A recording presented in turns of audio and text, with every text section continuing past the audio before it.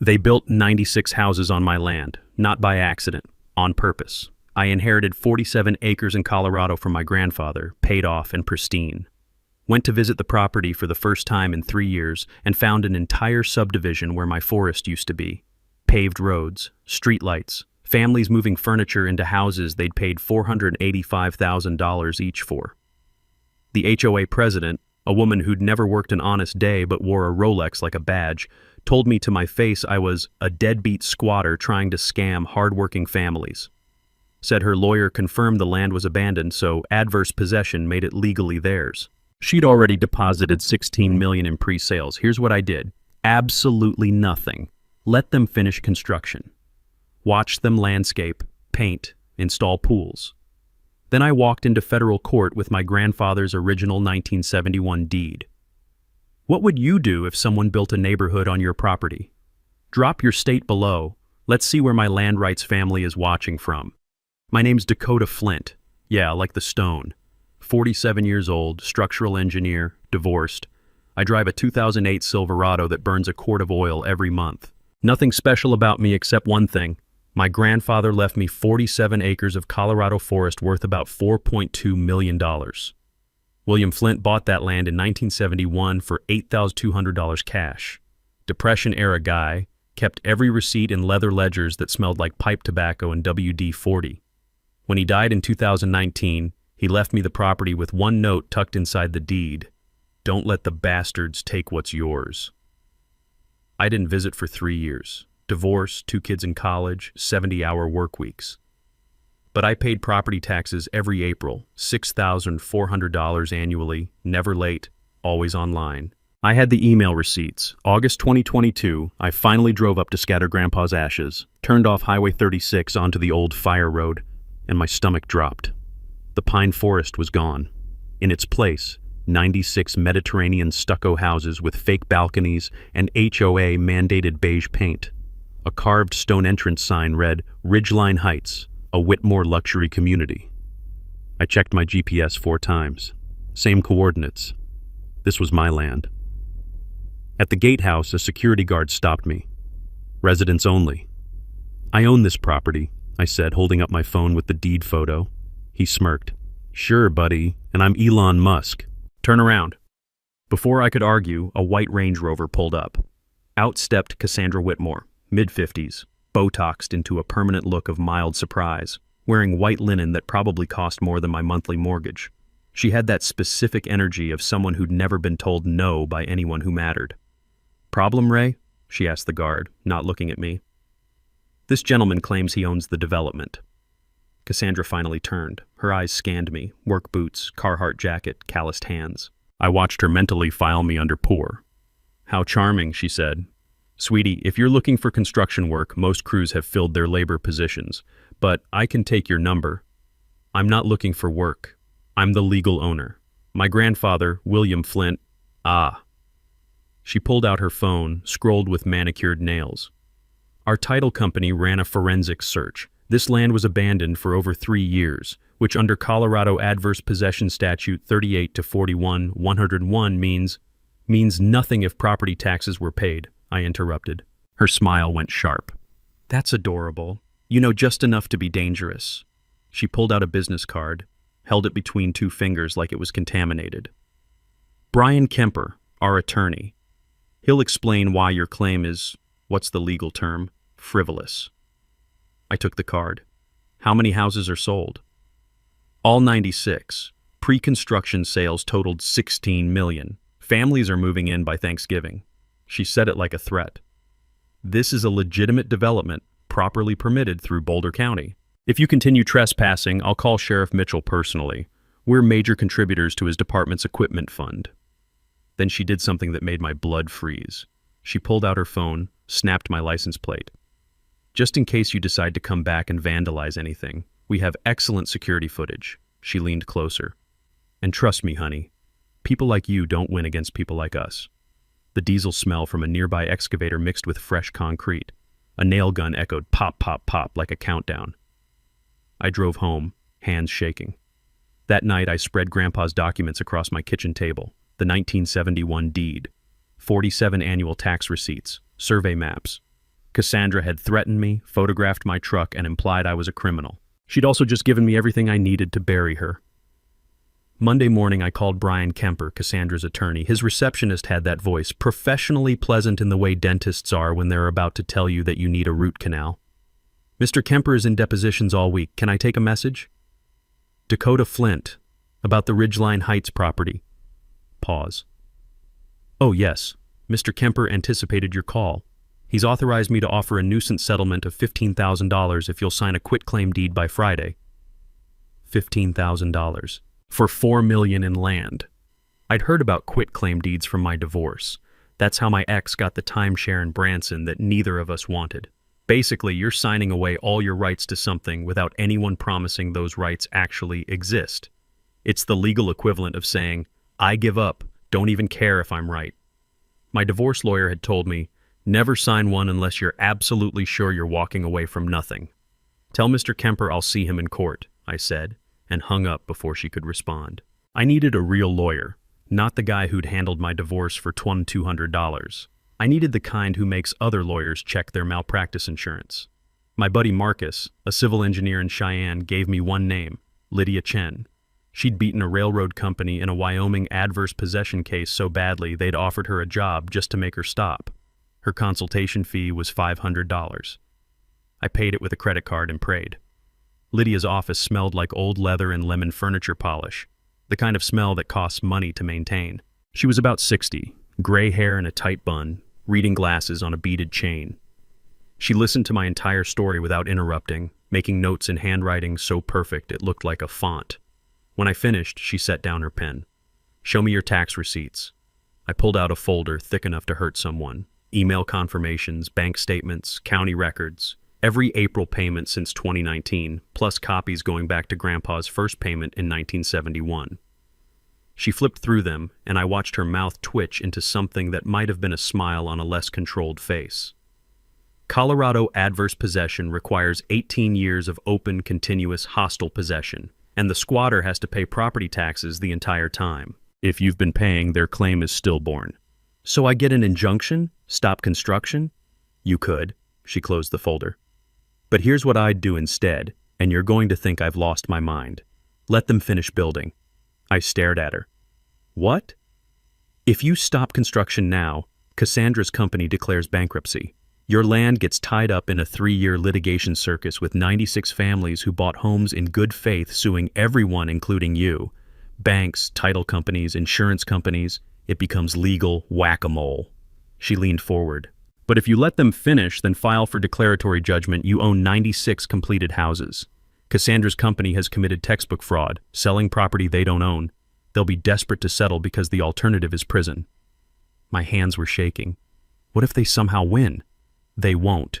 But even in some parallel universe where they did, you've lost nothing. Your land's already occupied. The difference is whether you fight one corrupt developer or 96 traumatized families. It was cold, strategic, brutal, and it made perfect sense. How much? I asked.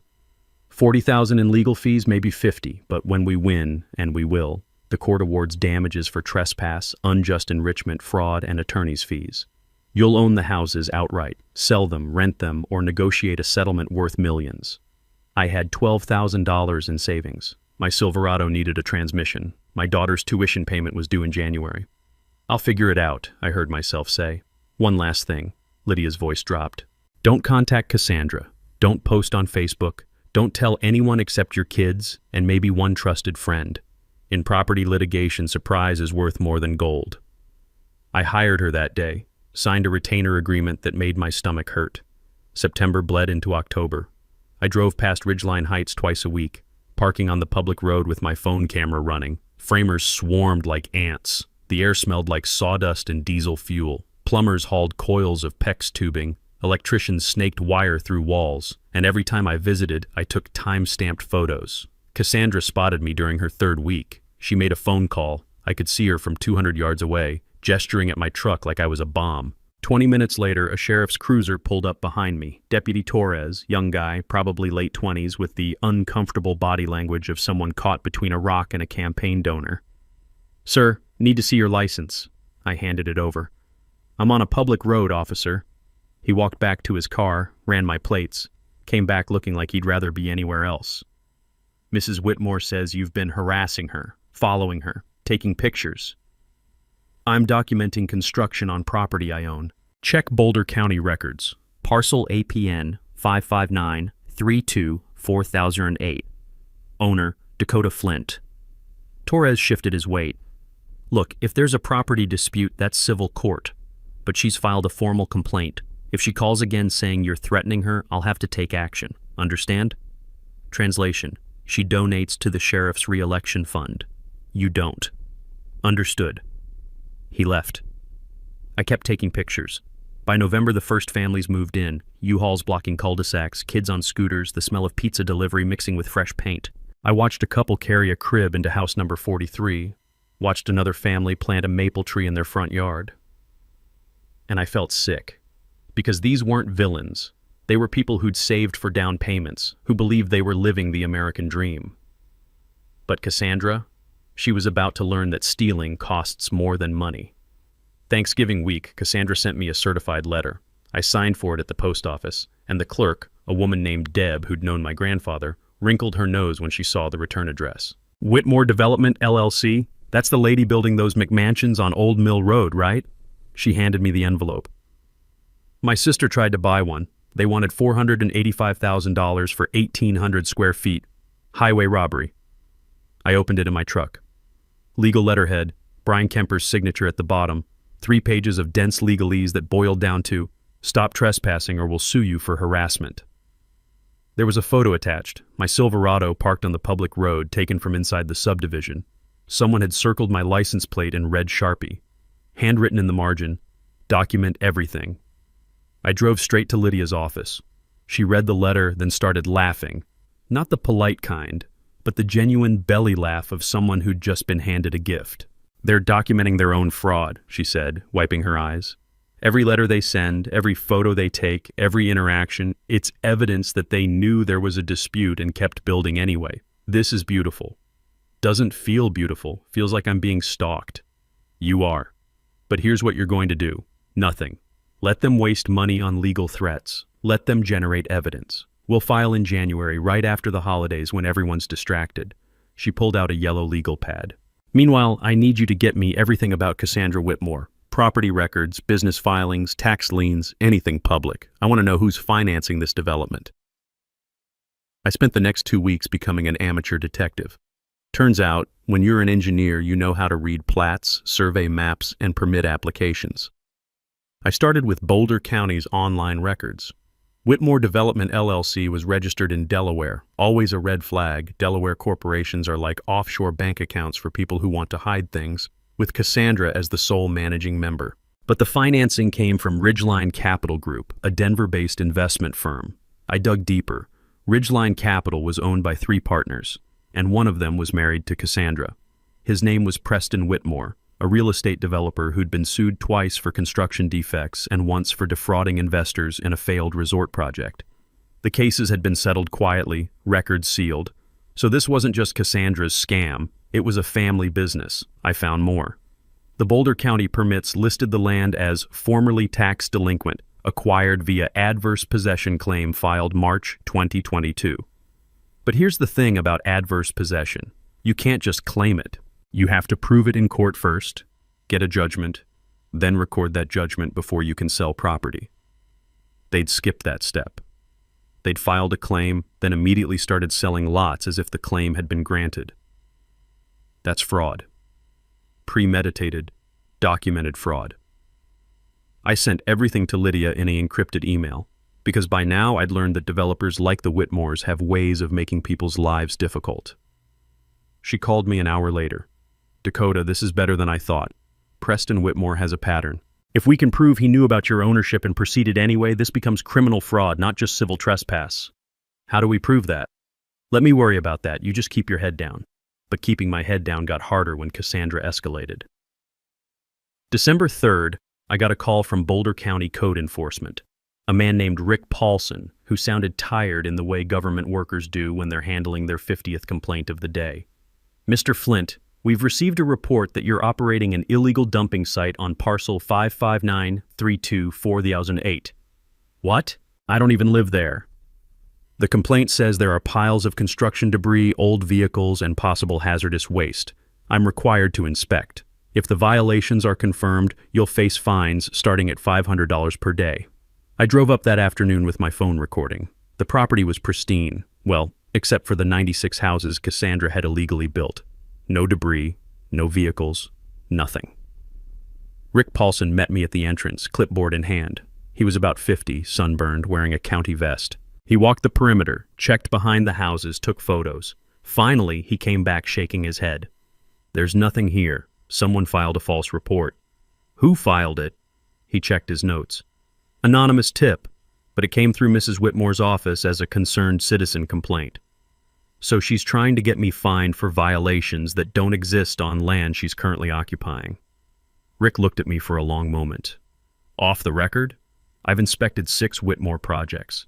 Every single one had complaints filed against neighboring landowners right before construction permits were approved. It's a pattern. He handed me his card.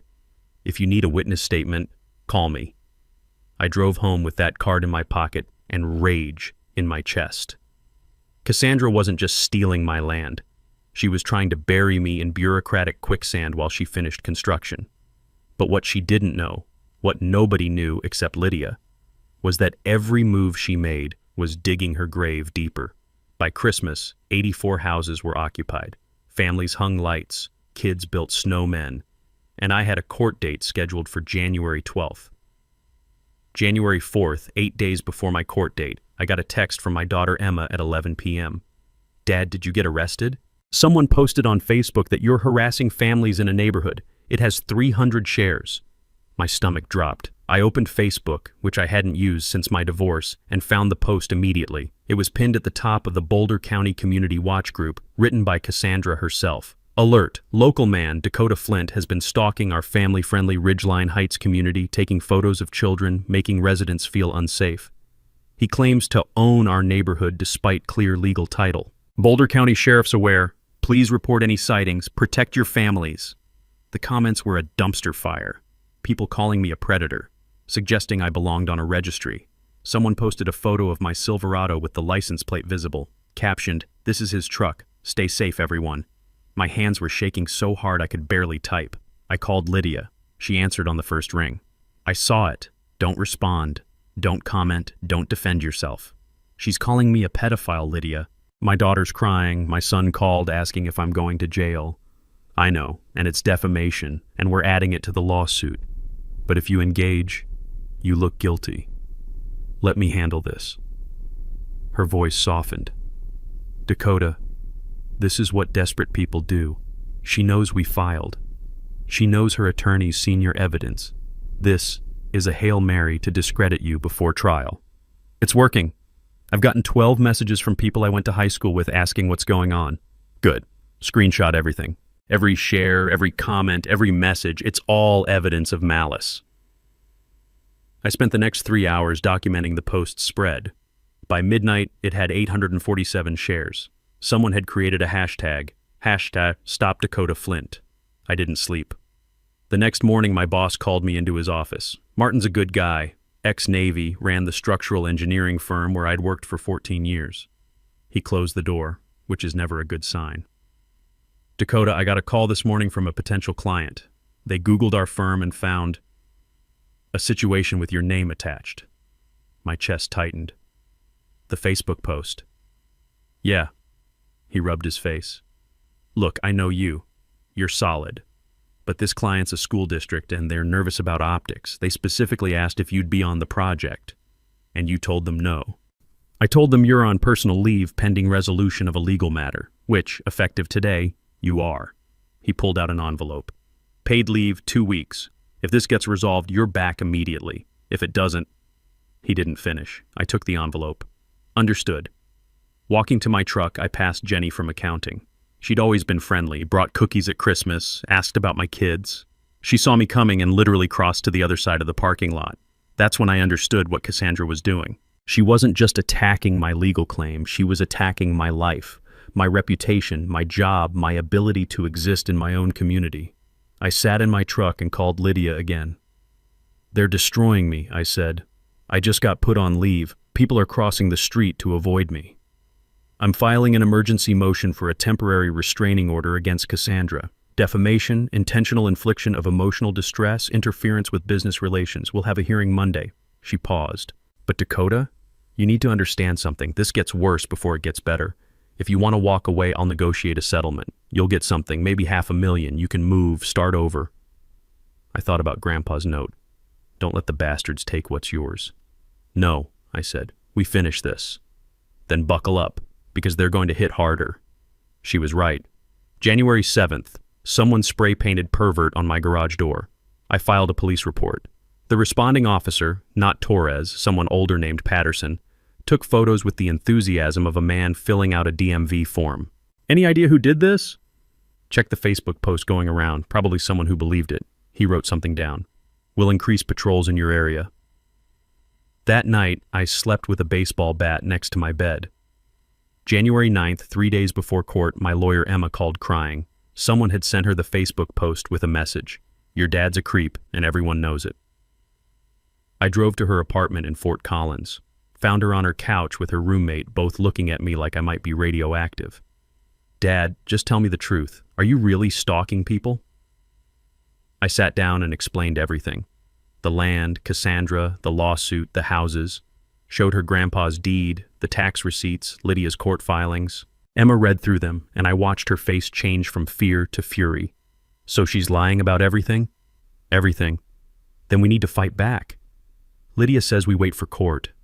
Emma shook her head. "Dad, you've been playing defense your whole life. Divorce, work, everything. Just once. Hit first." I didn't respond, but her words stuck. January 11th, the night before court, I got one final message. It was from a number I didn't recognize. "Drop the lawsuit or everyone finds out what you really are." I forwarded it to Lydia. She texted back immediately. "Perfect. Bring your phone to court tomorrow. We're going to bury them." The Boulder County Courthouse smelled like floor wax and recycled air. I met Lydia in the hallway outside courtroom 3C at 8:45 a.m. She wore a navy suit that probably cost more than my truck, carrying a leather briefcase that looked like it could stop bullets. "You ready?" she asked. I wasn't. My hands were sweating. I'd worn my only suit, the one from my daughter's high school graduation 3 years ago, that now felt too tight in the shoulders. "Do we have enough?" "We have a nuclear bomb. Trust me." She checked her watch. Cassandra's attorney filed a motion to dismiss yesterday at 4:57 p.m. Classic delay tactic. Judge Ramirez hates that. We walked into the courtroom. Cassandra sat at the defendant's table with Brian Kemper and Preston Whitmore, her husband, who I'd only seen in property records.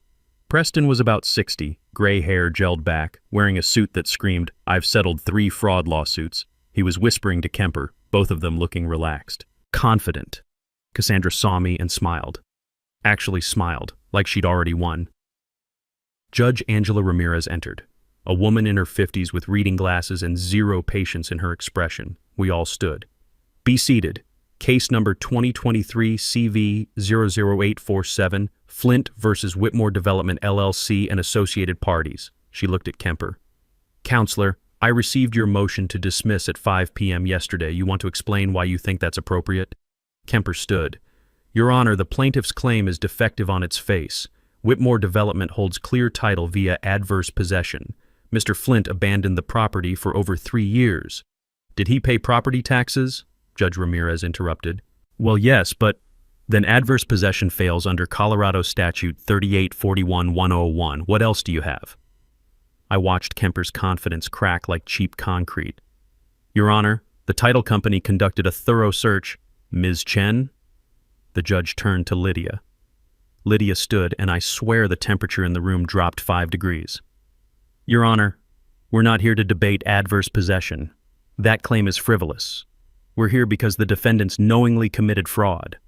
She opened her briefcase.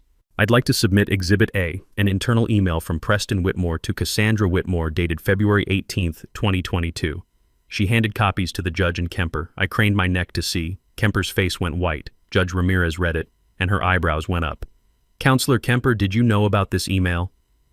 "Your Honor, I've never seen that document." "It was submitted in discovery last week," Lydia said smoothly. "Perhaps it got lost in your office." "What does it say?" I whispered. Lydia slid me a copy. I read it, and my heart started pounding. From Preston Whitmore at Ridgeline Capital, Com to C. Whitmore at Whitmore Development. Com subject, Old Mill Road property, risk assessment. Cassie, spoke with our title attorney. The Flint parcel is not abandoned. Owner, William Flint's grandson, has been paying property taxes continuously since 2019. Adverse possession claim won't hold up in court. However, if we move fast, file the AP claim, get permits approved, start selling lots before anyone notices, we can create enough chaos that Flint either settles cheap or gets buried in litigation costs. Worst case, we build everything, file bankruptcy, let the title insurance companies sort it out. We've done this before, Aspen Project 2019. Risk level, medium. Reward level, $16 gross. I read it 3 times. They'd known. From the beginning, they'd known they were stealing my land. Your Honor, Lydia continued, this email proves the defendants engaged in intentional fraud. They knew Mr. Flint owned the property. They knew their adverse possession claim was baseless. They proceeded anyway because they calculated, correctly I might add, that most people can't afford to fight a multi-million-dollar legal battle. Judge Ramirez looked at Preston and Cassandra. Is this email authentic? Preston started to stand, but Kemper grabbed his arm. Your Honor, we need to consult with our clients. That sounds like a yes. The judge closed the folder. Here's what's going to happen. Motion to dismiss is denied. This case is proceeding to trial, expedited schedule. In the meantime, I'm issuing a temporary restraining order. Whitmore Development will cease all sales, marketing, and transfer of property related to Ridgeline Heights pending resolution. She looked at Cassandra. And Mrs. Whitmore, if I see one more Facebook post, one more anonymous tip to code enforcement, or one more threat directed at Mr. Flint, I will hold you in contempt. Are we clear? Cassandra's face had gone from confident to ashen. Yes, Your Honor, she whispered. Walking out of the courthouse, Lydia turned to me. That email? I got it from a whistleblower. One of Preston's former business partners who got screwed in the Aspen deal. He's been waiting 5 years for revenge. How did you find him? She smiled. I'm very good at my job. For the first time in 4 months, I felt like I could breathe. That night, I bought a bottle of whiskey I couldn't afford and sat on my back porch watching snowfall. My phone buzzed every 5 minutes. Emma, my son Tyler, Marcus from Wyoming, even my ex-wife Jennifer sending a cautious, heard you had a good day in court. But the message that mattered came from Lydia at 9:47 p.m. My office, tomorrow 10 a.m., bring coffee. We're building the kill shot. I showed up at 9:30 with 2 large coffees and a box of donuts that seemed appropriate for planning someone's legal destruction. Lydia's conference room had a whiteboard covering one entire wall, already half filled with dates, names, and colored arrows connecting them like a conspiracy theory map. You brought donuts. She grabbed a glazed one. I like you more now. What's all this? This, she said, tapping the board with a marker, is how we turn your property dispute into a criminal referral. She drew a circle around Preston's name. The email was the grenade. Now we're bringing the artillery. She'd spent the previous evening with her paralegal tracking down every project the Whitmores had touched in the last decade. There were 7, all in Colorado mountain towns, all following the same pattern. Find land with unclear title or elderly owners, file aggressive claims, build fast, sell faster, let insurance companies clean up the mess. They're not developers, Lydia said. They're land pirates with LLCs. But here's what made my case different. I had documentation. Grandpa's meticulous records going back to 1971. Every timber sale, every fence repair, every property tax payment logged in those tobacco-scented ledgers. My own tax receipts, survey maps, photographs with GPS timestamps. Most of their victims were old, poor, or didn't keep records, Lydia explained. They either settled cheap or lost in court because they couldn't prove continuous ownership. You can prove everything. She pulled out a yellow legal pad. Here's the strategy. Phase 1, discovery. We depose Preston, Cassandra, their title company, their lender, and every contractor who pulled a permit. Someone always cracks, usually the title company, because they don't want to lose their license. I remembered my divorce attorney had explained depositions once. Basically, you sit in a room and answer questions under oath while a stenographer types everything. People think they can lie, but lawyers like Lydia know how to ask the same question 17 different ways until you contradict yourself. It's like fishing with dynamite. Phase 2, she continued, we file an amended complaint adding RICO charges. RICO, like the mafia. Racketeer Influenced and Corrupt Organizations Act. If we can prove they've engaged in a pattern of fraud across multiple projects, which we can, it becomes federal. And federal means treble damages. She wrote on the board, 16.348 dollars. That's what they're looking at if they lose. My mouth went dry. Can they even pay that? No, which is why they'll settle. But here's the beautiful part. Preston and Cassandra personally guaranteed the construction loans. If Whitmore Development goes bankrupt, the lenders come after their personal assets. Houses, cars, bank accounts, everything. She was enjoying this. I could tell by the way her eyes lit up when she talked about asset seizures. What do I need to do? I asked. 3 things. First, I need you to map every single visit you made to the property. Dates, times, what you saw, who you talked to. Deputy Torres, that code enforcement guy Rick Paulson, anyone who witnessed their harassment. I pulled out my phone. I've been keeping a log since September. Smart. Second, we need allies. Anyone in the community who's been hurt by the Whitmores. Former employees, neighbors, contractors who didn't get paid. I want a list. I thought about Rick Paulson's comment. I've inspected 6 Whitmore projects. Every single one had complaints filed against neighboring landowners. I know where to start, I said. Third, Lydia leaned forward. This goes public. Not Facebook. That's Cassandra's playground. We're talking local news. I have a contact at Channel 9 Denver who loves corporate fraud stories. Woman named Patricia Hughes, investigative reporter. She's won 2 Emmys for taking down a slumlord and a crooked county commissioner. You want me on TV? I want us on TV. You, me, and every family who bought a house in Ridgeline Heights thinking they were getting the American dream. Because here's the thing, Dakota, those 96 families, they're not the enemy. They're victims, same as you. When this is over, they'll own their homes free and clear, and Cassandra will own nothing but legal bills. She handed me a folder. This is the deposition schedule. Preston goes first, next Thursday. Cassandra the week after. You need to be there for both. I want them to see your face when they're forced to tell the truth. I opened the folder, saw the dates, the locations, the list of questions Lydia planned to ask. It read like a murder weapon. When this is over, I said, how much will I owe you? Less than you think, because when we win, the court awards attorney's fees. The Whitmores will pay me, all $60,000. She smiled. That's the beautiful thing about fraud cases. The guilty party pays everyone's bills.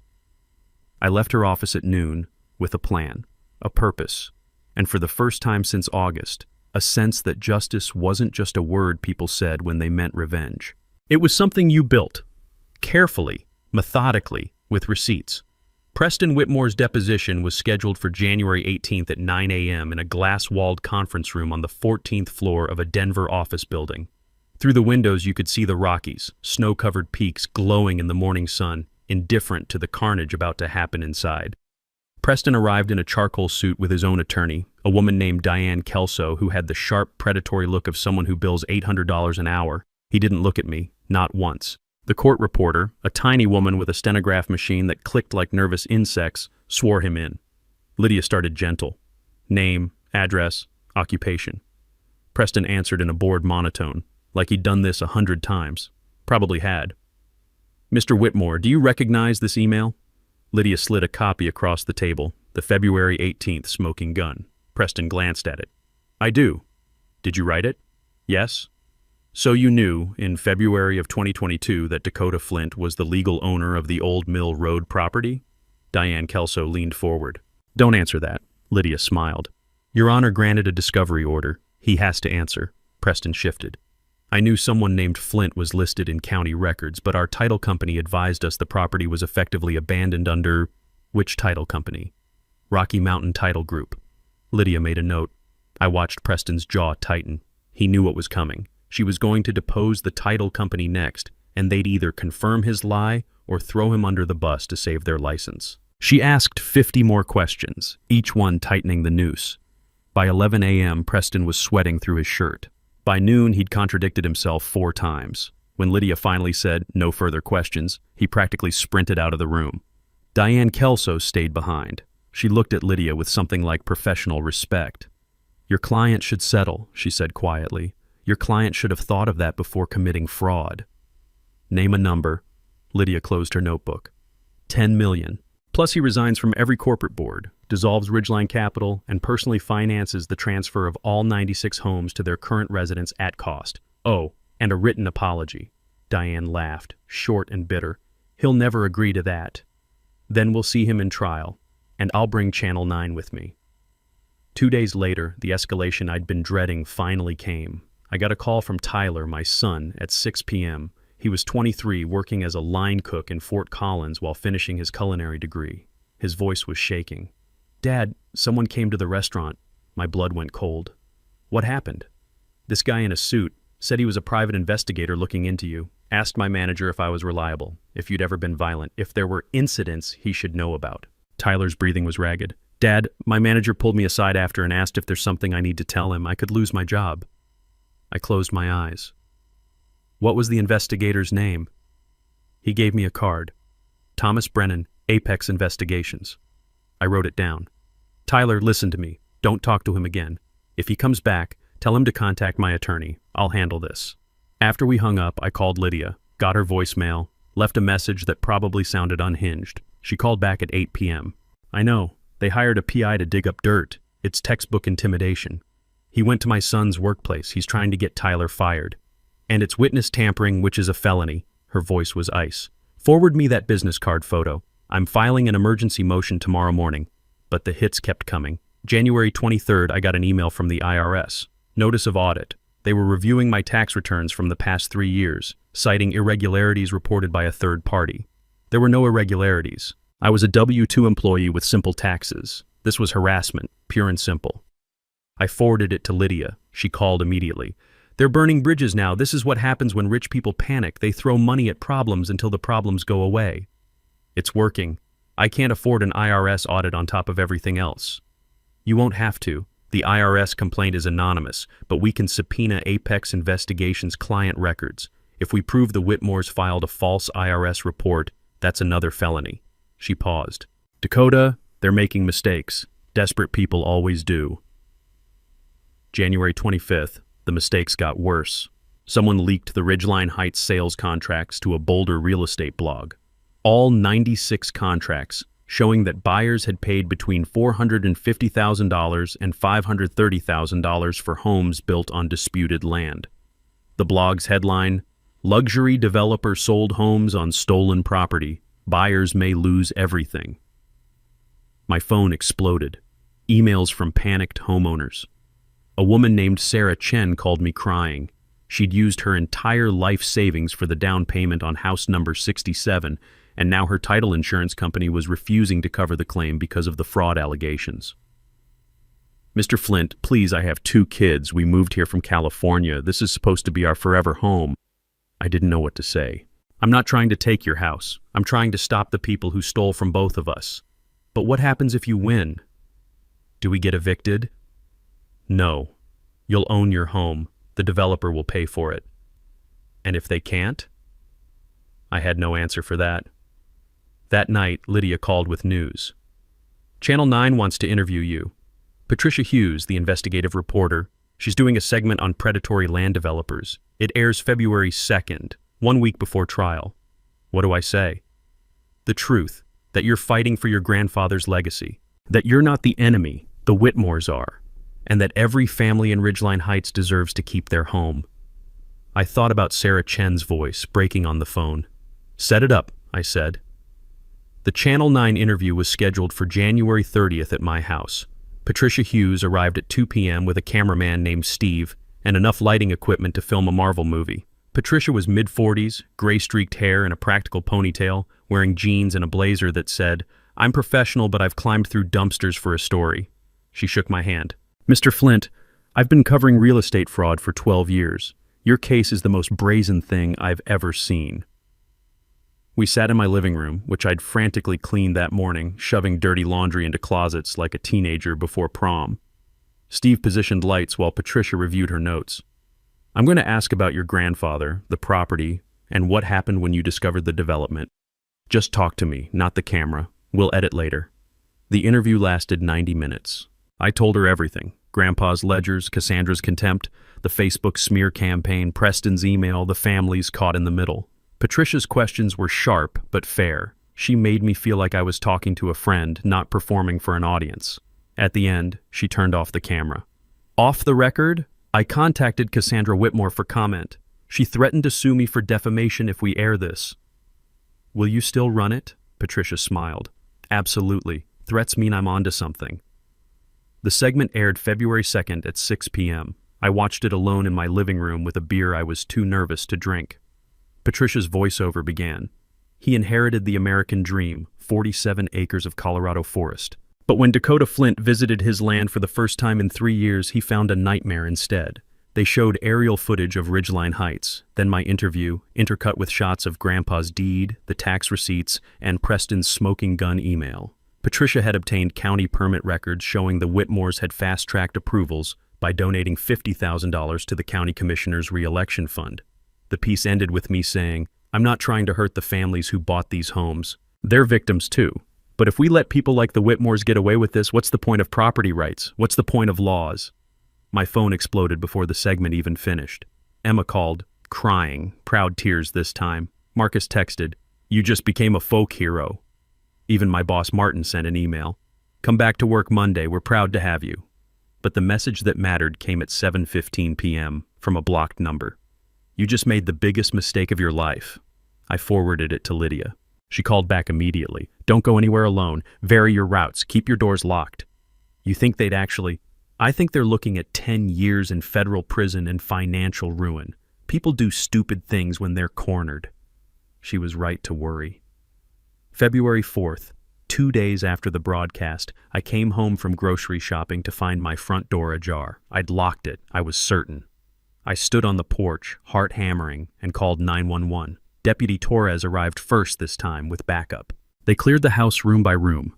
Nothing was stolen. But someone had been inside. On my kitchen table sat a single sheet of paper with 5 words printed in block letters. Drop it or lose everything. Torres bagged it as evidence. We'll check for prints, but if they were smart, they wore gloves. This is the Whitmores, I said. They broke into my house. Can you prove that? I couldn't. But 2 hours later, my neighbor Carol knocked on my door. She was 70, a retired librarian who'd lived on my street for 40 years and noticed everything. Dakota, I saw a black Audi SUV parked across the street yesterday around noon. Man in a suit got out, walked up your driveway, then came back 10 minutes later. I thought he was a salesman. Did you see his face? No, but I got the license plate. Seemed odd, so I wrote it down. She handed me a sticky note with Colorado plate number, KLM 4892. I gave it to Torres. He ran it. The vehicle was registered to Apex Investigations, Thomas Brennan's company. That's the PI who harassed my son, I said. Torres looked uncomfortable. Breaking and entering is a felony, but proving he did it versus just walking up to your door is tough without video. So they just get away with it? I'll file a report. Detective will follow up. But Mr. Flint? You should consider staying somewhere else until this is over. I spent that night at Emma's apartment in Fort Collins. Slept on her couch with my phone charging next to me and the baseball bat leaning against the wall. February 6th, 3 days before trial, Lydia called with an update. The title company flipped. Rocky Mountain Title is cooperating with our investigation. They're admitting they knew the adverse possession claim was shaky but approved it anyway because Preston paid them $45,000 under the table. They're giving us everything, emails, payment records, recorded phone calls. So we have them. We have them. But Dakota? Cassandra knows it too. Her attorney called this morning begging for a settlement conference. What did you say? I said we'll see them in court. The silence on the line felt heavy. 3 more days, Lydia said. Stay safe, stay quiet, and get ready to watch everything burn. I hung up and stared out Emma's apartment window at the snow falling on Fort Collins. Somewhere out there, Cassandra and Preston were planning their last desperate move. I just hoped I'd see it coming. February 9th, trial day. I put on the same suit I'd worn to the first hearing, still too tight in the shoulders, and drove to Boulder with Emma riding shotgun.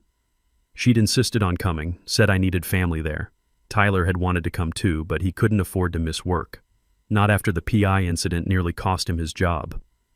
The courthouse parking lot was chaos. 2 news vans, Channel 9 and a local Boulder station, had cameras set up on the steps. Patricia Hughes spotted me and waved, but I kept my head down. Lydia had been clear. No media comments before trial. Inside, courtroom 3C was packed. All 96 families from Ridgeline Heights had received notices about the trial, and at least 40 of them had shown up. I recognized Sarah Chen sitting 3 rows back, the woman who'd called me crying about her forever home. She looked at me with an expression I couldn't read, hope maybe, or terror that she'd lose everything. Cassandra and Preston sat at the defense table with their attorneys, Brian Kemper and Diane Kelso, plus 2 more lawyers I didn't recognize. They'd brought in reinforcements. Cassandra wore a cream-colored suit that probably cost $5,000. Her face was perfectly composed, but I could see her hands shaking when she reached for her water glass. Judge Ramirez entered. We all stood. Before we begin, the judge said, looking over her reading glasses at the packed gallery, I want to make something clear. This is a court of law, not a circus. Anyone who disrupts proceedings will be removed. Understood? Murmurs of agreement. Ms. Chen, opening statement. Lydia stood, and the room went silent. She didn't need a microphone. Her voice carried like thunder across water. Your Honor, this case is about theft. Not the kind that happens in dark alleys with masks and guns, but the kind that happens in boardrooms with LLCs and forged documents. Dakota Flint inherited 47 acres from his grandfather, a man who paid cash for that land in 1971 and meticulously maintained it for 48 years. When Mr. Flint couldn't visit for 3 years due to work and family obligations, the defendant saw an opportunity. She walked toward the jury box. This was a bench trial, no jury, but old habits die hard. They didn't just build on his land, they planned it, they researched it, they knew exactly what they were doing. She held up Preston's email, blown up to poster size. This email, written by Preston Whitmore, proves they knew Dakota Flint was the legal owner. They knew their adverse possession claim would fail. They built anyway because they calculated, correctly, that most people can't afford to fight. She paused. Let that sink in. But they made one mistake. They picked the wrong victim. Because Dakota Flint kept every receipt, every tax payment, every survey map, and he refused to quit. She turned to face Cassandra and Preston. The defendants committed fraud. They broke into Mr. Flint's home. They hired private investigators to harass his children. They filed false IRS complaints. They turned his life into a nightmare because he dared to assert his legal rights. Lydia walked back to our table. Your Honor, we're not asking for mercy. We're asking for justice, and we have the receipts. She sat down. I exhaled for what felt like the first time in 3 minutes. Diane Kelso stood for the defense. She tried, I'll give her that, argued that the title company had made an honest mistake, that Preston's email was taken out of context, that adverse possession law is complex and often misunderstood. But Judge Ramirez wasn't buying it. I could see it in her face, the narrowed eyes, the tight line of her mouth. The trial lasted 7 hours. Lydia called witnesses, the title company representative who admitted taking a bribe, Rick Paulson from Code Enforcement who testified about the pattern of false complaints, Deputy Torres who described the harassment campaign. She entered Grandpa's ledgers into evidence, those tobacco-scented pages that proved continuous ownership for 50 years. Preston took the stand. Lydia destroyed him in 40 minutes. Every question was a trap. Every answer dug him deeper. By the end, he was stammering, contradicting his own deposition testimony, looking to Diane Kelso for rescue that never came. Cassandra refused to testify. Fifth Amendment.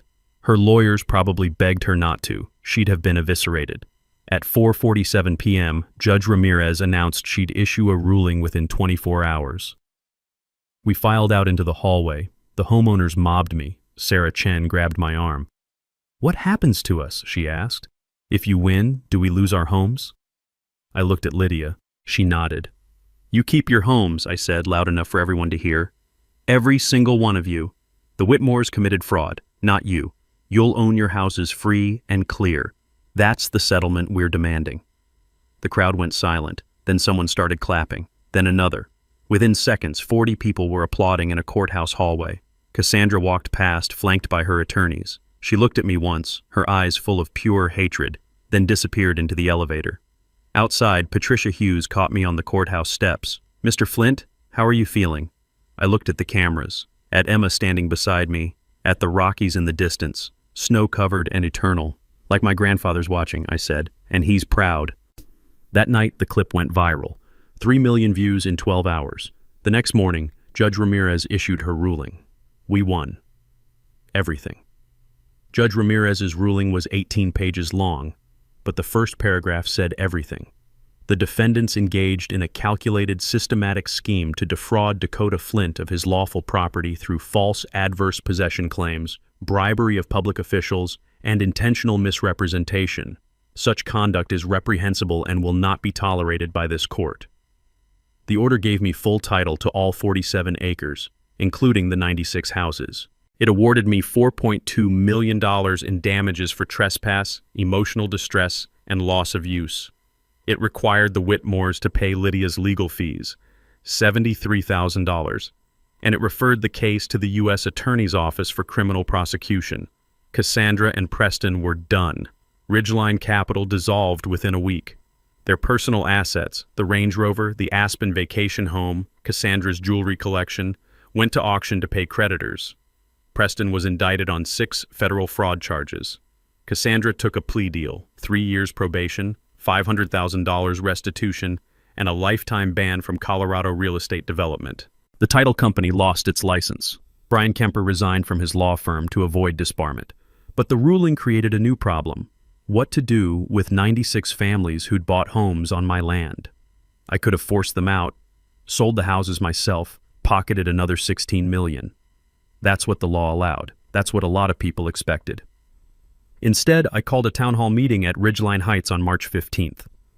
All 96 families showed up, cramming into the unfinished clubhouse that Cassandra had promised but never built. Sarah Chen stood in front, holding her daughter's hand. An elderly couple named the Rodriguezes sat near the back, looking terrified. These weren't villains. They were teachers, nurses, electricians, people who'd saved for years to buy a piece of the American dream. I stood at the front with Lydia beside me. "I know you're scared," I started. "You bought homes in good faith. You did nothing wrong, and I'm not here to punish you for someone else's crime." The room was silent enough to hear snow melting on the roof. "Here's what I'm proposing. I'm transferring ownership of all 96 homes to the Ridgeline Heights Community Trust, a nonprofit we're establishing today. Each family will own their home through the trust at the price you originally paid. No mortgages, no interest, just what you've already invested. If you've paid $485,000, you owe nothing more. If you still have payments left, you finish them to the trust at 0 interest." Someone gasped. Sarah Chen started crying. "The trust will use those funds to maintain roads, cover property taxes, and establish a scholarship fund for kids in this community. My grandfather believed land was about legacy, not profit. This is his legacy." The applause started slowly, then built like a thunderstorm. People were hugging, crying, shouting thank yous across the room. An elderly man, Mr. Rodriguez, walked up and shook my hand so hard I thought my shoulder would dislocate. "You're a good man," he said. "Your grandfather raised you right." The scholarship fund launched in September. The William Flint Memorial Scholarship, $10,000 annually for a Colorado student studying engineering, forestry, or environmental science. Emma helped me set it up. Said Grandpa would have loved that his ledgers full of timber sale records were now funding someone's education. I kept 5 acres for myself at the north end of the property, the part with the old-growth pines Grandpa had refused to log. Built a small cabin there, 2 bedrooms, nothing fancy. Sold my house in town and moved in last October. Wake up every morning to the smell of pine and coffee, watch deer graze outside my window. Tyler visits on weekends. Emma brings her boyfriend, a law student naturally. Even Jennifer, my ex-wife, came by once with her new husband, said she was proud of me. That felt strange, but good. Patricia Hughes did a follow-up story in December. From property theft to community triumph, how one man turned injustice into justice. It won her 3rd Emmy. Last week, Sarah Chen's daughter drew me a picture, a crayon house with a stick figure labeled Mr. Dakota holding a giant deed. It's on my fridge now, held up by a magnet shaped like Colorado. I think about Grandpa's note sometimes. Don't let the bastards take what's yours. He was right, but what's mine isn't just land or money. It's knowing that 96 families sleep safely because I didn't quit. It's a scholarship that'll help some kid who reminds me of myself, broke, stubborn, just trying to build something. It's justice. The real kind. The kind that heals. So here's my question for you. Have you ever dealt with an HOA nightmare, a property dispute, someone who thought they could steamroll you because they had money and you didn't? Drop your story in the comments. Let's build a library of how regular people beat corrupt systems. And if this story mattered to you, If it reminded you that good people can still win, hit that subscribe button. Because I've got more stories like this. Stories about the little guy outsmarting the machine. Stories with receipts. Next week, City Council denied my business permit, so I found the bylaw that made me untouchable. See you then, and remember, keep your receipts, all of them.